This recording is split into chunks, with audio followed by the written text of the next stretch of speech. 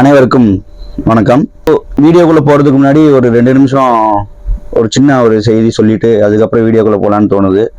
இது உங்களுக்கு போர் அடிக்கிற மாதிரி இருந்துச்சுன்னா கொஞ்சம் ஓட்டி விட்டுங்க. 2 நிமிஷம் கழிச்சு கூட நீங்க வீடியோ பாருங்க. கண்டென்ட் குள்ள நம்ம இப்போ பேசிட்டு இருப்போம். இப்போ கொஞ்ச நாளா நான் இந்த காணொலி போட்டுட்டு இருக்கேன்ல, இது மனதார தான் போட்டுட்டு இருக்கேன். ஒரு தமிழ் தேசியத்தை சார்ந்தோ தலைவரை சார்ந்தோ தான் இருக்கும் நம்மளோட காணொலி. நம்ம பண்ற காணொலி மக்களுக்கு எந்த வகையிலும் தீங்கு விளைவிக்க கூடாது. ஒரு சராசரி மனிதன், ஒரு சாமானிய யாருமே பாதிக்கப்படக்கூடாதுன்னு கொஞ்சம் கொஞ்சமா யோசிச்சு தான் நான் போட்டுட்டு இருக்கேன். ஒரு சின்ன ஒரு பெரிய மெனக்கடல் என்கிட்ட இல்லைனாலும் ஒரு சின்ன மெனக்கடல் என்கிட்ட இருக்கு. ஒரு சிலதை நம்ம தேடி பார்த்து தான் காணொலியில தான் போடுறோம். காணொலி போடுறத பார்த்து நண்பர்கள் என்னைய சார்ந்திருக்கிற நண்பர்களே ஒரு சிலர் கால் பண்ணி வாழ்த்து தெரிவிக்கிறீங்க. அதெல்லாம் பார்க்கும்போது தான் நமக்கு ஒரு சின்ன ஃபீல் ஆகுது. என்னன்னா, நம்ம ஒரு சரியான வேலையை தான் செஞ்சுட்டு இருக்கோம் அப்படிங்கிற ஒரு மன நிறைவு அது கொடுக்குது. தொடர்ந்து என் பணி இன்னும் கொஞ்சம் கொஞ்சமா நான் சிறப்பாக செய்யணும்னு ஆசைப்படுறேன். அதே மாதிரி இந்த இடத்துல என்னோட தன்னம்பிக்கையும் கொஞ்சம் வெளிப்படுது. என்னன்னா, வியூஸே போகலைனாலும் உட்காந்து மெனக்கட்டு வீடியோ போட்டு அதை எடிட் பண்ணி அடிக்கடி என்னோட காணொலி வர்றதுன்றது கொஞ்சம் பெருமையாக தான் இருக்கு. வியூஸ் இன்னைக்கு போகலன்னா நாளைக்கு போகும். ஸோ அந்த நம்பிக்கை என்கிட்ட இருக்கு, தன்னம்பிக்கை என்கிட்ட இருக்கு. ஸோ முயற்சிப்போம் அப்படிங்கிற மாதிரி டெய்லி முயற்சி பண்ணிக்கிட்டே இருக்கேன். தொடர்ந்து நம்ம சேனலை சப்போர்ட் பண்ணுங்க. அதே மாதிரி என்னோட கருத்தில் ஏதாவது பிழை இருந்தாலும் தாராளமாக சொல்லுங்க. நான் அதை முடிஞ்ச அளவுக்கு அது சரியாக இருக்கும் பட்சத்தில் நான் அதை திருத்திக் கொள்ளுவேன். அதே மாதிரி உங்களோட பாசிட்டிவ் என்னங்கிறதையும் நீங்க கமெண்ட்ஸ்ல சொல்லுங்க. இப்போ கண்டென்ட்குள்ள போயிடலாமா? இந்த தப்புச்சுக்கோ புக்கோ என்னமோ சொல்லி பிக் பாஸ் ஆரம்பிக்கும் போது இந்த டைம் சீசன் 9 ஹோஸ்ட் ஆங்கரா ஹோஸ்டான்னு தெரியல, என்ன கர்மமோ. விஜய் சேதுபதி இருக்காப்புல. அவருக்கெல்லாம் என்ன சொல்றது, அவர்லாம் இந்த நிலைமைக்கு இறங்கி வருவாப்புலன்றது நான் நினைச்சு கூட பார்க்கல.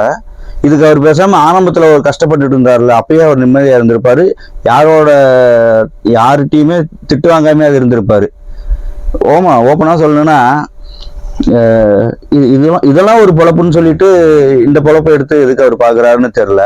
ஸோ நமக்கு ஒரு சில வருடங்களுக்கு முன்பு ஒரு இந்த 800ன்னு சொல்லிட்டு ஒரு முத்தையா முரளிதரனை பேஸ் பண்ணி ஒரு படம் எடுக்கிறதா இருந்தது. நம்ம தமிழர்கள் அப்ப நான் இந்த மாதிரி காணொலியில தான் போடல. அப்பயே நிறைய தமிழ் தேசியவாதிகள் அவர் மேல ரொம்ப எதிர்ப்பா இருந்தாங்க. அதுல நானும் ஒருத்தன். ஏன்னா நம்ம அப்ப காணொலி போடல, அதனால வெளிப்படையா தெரிஞ்சிருக்காது. ஆனா எனக்கு அப்பயே அவரை பிடிக்காம போச்சு. சரி, அதுக்கப்புறம் தான் மனுஷன் கொஞ்சம் கொஞ்சமா திருந்துவாப்புலன்னு பார்த்தா கொஞ்சம் கொஞ்சமா அடிமட்டத்துக்கு தான் போயிட்டு இருக்காப்புல. விஜய் சேதுபதியா நமக்கு எதனால பிடிச்சதுன்னா, அண்ணன் விஜய் சேதுபதி அவர்களே, நீங்க இந்த காணொலி பாப்பீங்களா என்னன்றது தெரியாது. உங்களோட ஒரு தன்மையா நான் ஒரு ரிக்வெஸ்ட் வச்சுக்கிறேன். ஒரு யதார்த்தமான நடிப்பு அதை நீங்க வெளிப்படுத்தினதுனால தான் எங்களுக்கு பிடிச்சது. ஆனா இன்னைக்கு பாத்தீங்கன்னா 500 ரூபாய்க்கு நடிக்க சொன்னா 5 லட்சம் ரூபாய்க்கு நடிக்கிறீங்க.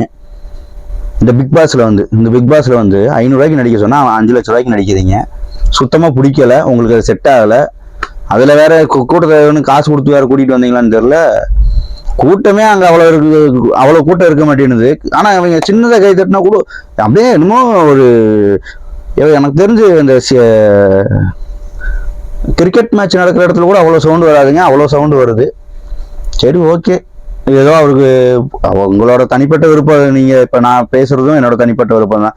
நான் எதை சார்ந்து இருக்கணுங்கிறது என்னோட தனிப்பட்ட விருப்பம் தான். ஆனா அது 4 பேருக்கு பயனளிக்கக்கூடியதா இருக்கணும். யார்கிட்டையும் பயனளிக்கக்கூடியதா இருக்கிறத விட யாருக்கும் எந்த கெடுதலும் இல்லாம இருக்கணும். சரிங்களா? ஆனா இந்த பிக் பாஸ்ங்கிற நிகழ்ச்சியெல்லாம் வேஸ்ட் பாத்துக்குங்க. நானுமே இப்ப இந்த காணொலியில இருந்து 50 ரூபாய்க்கு நடிக்க சொன்னா ஒரு 500 ரூபாய்க்கு நடிக்கலான் இருக்கீங்க. ஸோ என்னோட நடிப்பு என்னன்றதையும் நீங்க தயவு செஞ்சு பாக்குற வியூஸ் கமெண்ட்ஸ்ல சொல்லுங்க. அடுத்து அதான் பிக் பாஸ் நிகழ்ச்சியே ஒரு மண்ணு மாதிரி, ஒரு மண்ணு கூட யூஸ் ஆகுங்க வீடு கட்டுறதுக்கெல்லாம். அது ஒரு மக்காத குப்பை இருக்குல்ல, அது மாதிரி எப்பயுமே அது கேடுதான் விளைவிக்கும். ஆரம்பத்துல இருந்தே அந்த பிக் பாஸ் நிகழ்ச்சியை பார்க்கலன்னு வச்சுக்கங்களேன். நான் என்ன சொல்றது, இது 9வது சீசனா, அது ஃபர்ஸ்ட் சீசன்ல இருந்தே நான் அதெல்லாம் மேக்ஸிமம் பார்க்கல.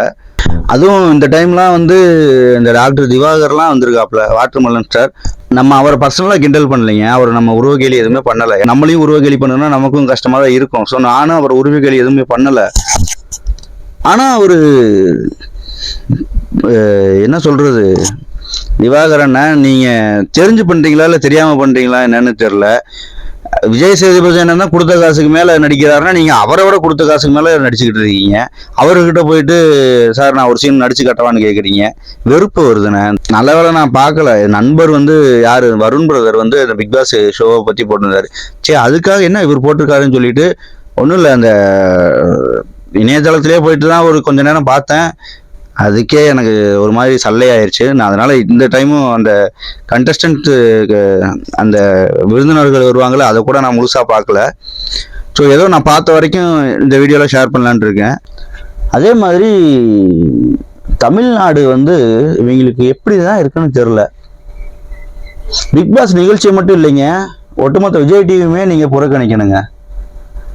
இல்லைங்க, ஒரு வருஷம் 1.5 வருஷம் இன்ஸ்டாகிராமில் யார் யாரெல்லாம் ஃபேமஸாக இருந்தாங்களோ, யார் யாரெல்லாம் பேசும்படியாக இருந்தால், ஃபேமஸாக இல்லை, யார் யாரெல்லாம் கிறுக்குத்தனமாக கேனத்தனமாக பண்ணி கொஞ்சம் வியூஸு கொஞ்சம் லைக்ஸ் இது வாங்கி வச்சுருந்தாங்களோ அவங்கள ஃபுல்லாக கொண்டு வந்து இறக்கியிருக்காங்க. ஏன்னா இங்கே அறிவு சார்ந்த மக்களே இல்லையா? அப்படி நடத்துறதா அறிவு சார்ந்த மக்களே இல்லையா? நீங்கள் அந்த அரசியலை ஃபுல்லாக மடமாட்டுறதுக்கு இப்போ கரூரில் ஒரு ஸ்டாம்பேட் நடந்ததில் நீ மக்கள் போல அதை பேசுவாங்கன்னு நீங்கள் நினைக்கிறீங்களா?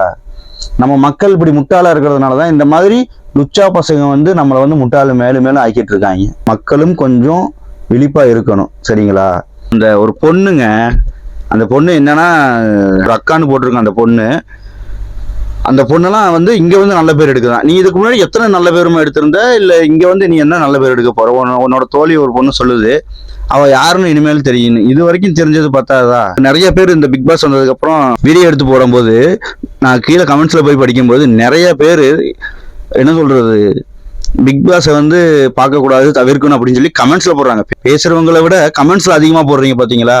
ஸோ இப்போதான் ஏதோ எனக்கு முன்னித்தியே ஒரு சில நல்ல மனசு உள்ளவங்க ஏதோ சொல்லி பிக் பாஸ் நிகழ்ச்சியை வெறுக்க வச்சு உங்களையும் ஒரு அளவுக்கு அவங்களோட தாக்கத்தை ஏற்படுத்தியிருக்காங்க பார்த்தீங்களா, பிக் பாஸ் நிகழ்ச்சியை பார்க்கக்கூடாதுன்னு. ஸோ கொஞ்சம் பெருமையா இருக்கு, எனக்கு சந்தோஷமா இருக்கு, ஒரு அளவுக்கு எனக்கு சந்தோஷமா இருக்கு. அதுல ஒரு சிலர் நல்லவங்களும் கலந்துருக்கலாம், இந்த சீசன்லயே கூட ஒரு சிலர் நல்லவங்க கலந்துருக்கலாம். அதுல இருக்கிற நிறைய பேர் யாருன்னு எனக்கு தெரியல, நான் இது வரைக்கும் பார்த்ததில்லை. ஏன்னா நான் இப்போ ரீசெண்டாக ஏன்னா இன்ஸ்டாகிராம்ல கூட அந்த மாதிரி ரீல்ஸ் நான் எதுவுமே பார்க்கல. அந்த மாதிரி ரீல்ஸ்னா உங்களுக்கு புரியும்னு நினைக்கிறேன். அந்த மாதிரி ரீல்ஸ் கூட எதுவுமே பார்க்கல. அதே மாதிரி நீங்களும் அந்த மாதிரி ரீல்ஸ் எல்லாம் பார்க்கறத தவிர்த்துட்டு நம்மை மட்டும் இல்லை நம்மளோட இனத்தையும் சார்ந்து எப்படி முன்னேற்றி கொண்டு போவதற்கான ரீல்ஸ் மட்டும் இல்லை, நிறைய விஷயங்களை நம்ம செய்யணும். நம்ம அதை படிப்படியாக செய்வோம். மெயினாக அந்த வீடியோ போட்டதுக்கான காரணமே அந்த கமெண்ட்ஸை பார்த்து எனக்குள்ள ஒரு தாக்கத்தை ஏற்படுத்துச்சு. ஸோ அவங்களுக்காக நம்ம ஒரு சின்ன வீடியோ போடணுன்றதுக்காக தான் இது. ஸோ கமெண்ட்ஸில் நிறைய பேர் எதிர்ப்பு தெரிவிச்சிங்க, அப்படியே இருங்க, எக்காரணத்துக்காகவும் மாறாதீங்க. பிக் பாஸ் நிகழ்ச்சி ஒருபோதும் நமக்கு நல்லது தராது. ஸோ இந்த பிக் பாஸ் நிகழ்ச்சி வந்தது அரசியல் தளத்தை மாற்றுவதற்கு, நம்மளை ஒரு மடைமாற்றுவதற்கு, வேலையை விட்டுட்டு நம்ம ஷோவை பார்க்கறதுக்காக தான் கொண்டு வந்தாங்க. அது ஒரு வேஸ்ட்டு. ரெண்டாவது அதில் இருக்கிற கண்டஸ்டன்ஸ் நிறைய பேர் ஏதோ வாழ்க்கையில் ஜெயிக்கணும்னு நினச்சி வந்துட்டு இருக்கீங்க. நீங்கள் ஜெயிக்காட்டியும் பரவாயில்லடா, அதில் போயிட்டு வாழ்க்கையை இழந்துடாதீங்க, அவ்வளோதான் நம்ம சொல்ல முடியும். அதில் ஒரு சிலர் நான் அப்பயே சொல்கிற மாதிரி அதில் ஒரு சிலர் நல்லவங்க இருப்பாங்க. ஸோ அவங்களாம் கொஞ்சம் யோசிச்சுன்னு இருக்கலாம். இந்த பிக் பாஸை சார்ந்து இந்த ட்ரோல் வீடியோஸோ பிக் பாஸை ப்ரொமோட் பண்ணுற மாதிரி வீடியோஸ்லாம் வருதுல்ல, டேய் நீங்களாம் கொஞ்சம் வேற வேலை செஞ்சு பொழைச்சுங்கடா.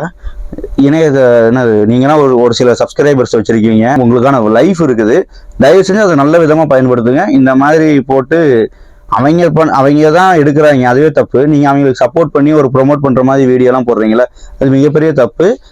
அது என்றைக்குமே உங்களுக்கு ஒரு நல்ல பேர் ஏற்படுத்தாது.